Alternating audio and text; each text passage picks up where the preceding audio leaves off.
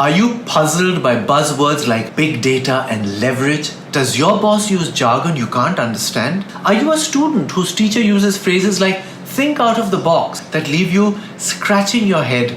This video is for you. But before you continue watching, do subscribe to the English Nut. If you have already, thank you.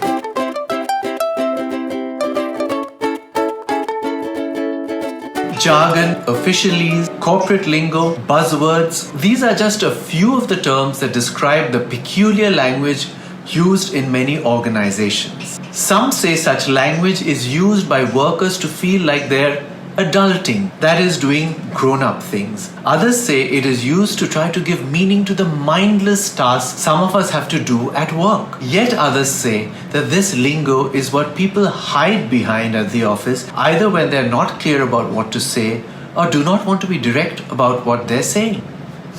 For example, you say that you're pivoting from an earlier decision rather than saying that it was a wrong decision and now you're distancing yourself from it. Here are some other examples of the annoying jargon that I have heard flying around various offices. To have your ducks in a row means that you have made all the required arrangements before starting an activity. When you haven't done that, your boss will tell you to get your ducks in a row. It might conjure up a soothing image of baby ducks swimming behind their mother in perfect formation, but don't let it lull you into a relaxed mood.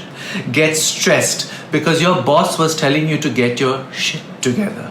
If you are in the workforce, you must say big data at least once to show that you're with it. Everything today, especially marketing and communication, is about big data. We have always used data to understand consumers, markets, and more. But now there is so much bewildering and often useless data being thrown at us, we are drowning in it. I guess that's why it's called big data, an ever-growing pool of data that's bigger than the ocean. An eager job applicant once told me, I will give my 110% to this job. Now that's impossible. Even if you give it your all, that equals 100%. So unless you're planning to clone yourself, giving 110% is just eager beaver jargon. This used to mean a bad thing. Then apparently it started meaning a good thing. And now everyone is so sick to death of the word, I think that it has again become a bad thing. Disruption originally meant a disturbance or interruption in a negative sense. Then with the 1997 book The Innovator's Dilemma by Clayton Christensen, which talked about how even a small company could displace the established system through innovation, disruption started meaning, well, innovation. And now that everybody and their mother has claimed to have successfully created disruption, nobody wants to hear the word again. Let's reach out to so-and-so. In normal English, that would be let's contact that person.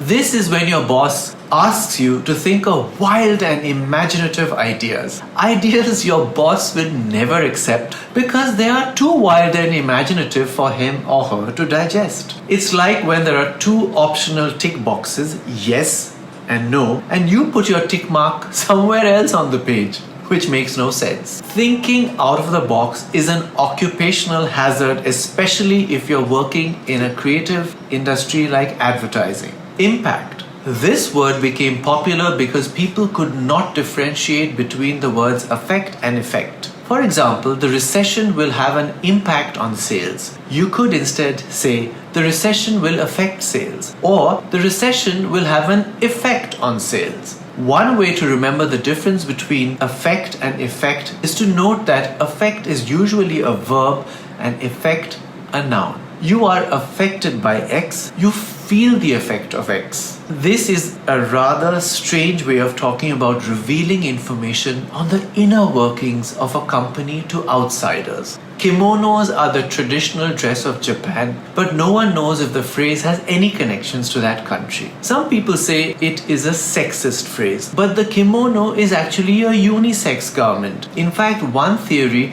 is that the phrase comes from feudal Japan, where you sometimes had to prove that there were no weapons hidden inside the folds of your kimono.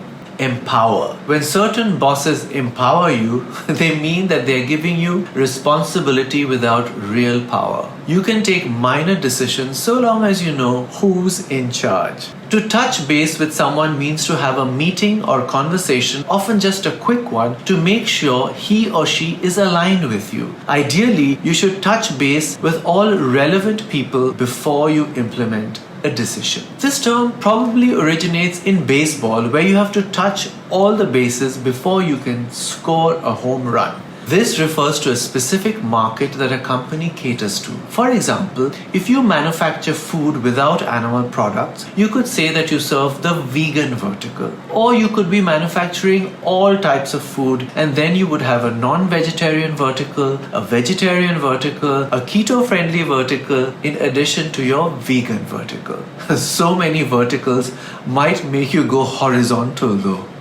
Originally, leverage meant the action of using a lever and the advantage you got from that. It also used to be a noun. You applied leverage. Now it is used as a verb in officialese to mean taking advantage of your strengths. When you say you want my buy-in on something, it means that you've taken a decision without consulting me and now you want me to agree to it. And I don't really have much of a choice because it's too late or too messy to change the course of action.